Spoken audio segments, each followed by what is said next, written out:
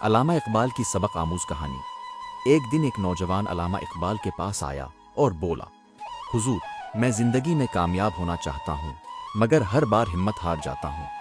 علامہ اقبال مسکرائے اور اسے ایک باغ میں لے گئے۔ وہاں ایک شاہین آسمان کی بلندیوں میں پرواز کر رہا تھا۔ اقبال نے فرمایا، دیکھو، شاہین کبھی مردار نہیں کھاتا، وہ ہمیشہ اپنی محنت سے رزق حاصل کرتا ہے۔ وہ اونچی اڑان بھرتا ہے اور مشکلات سے نہیں ڈرتا۔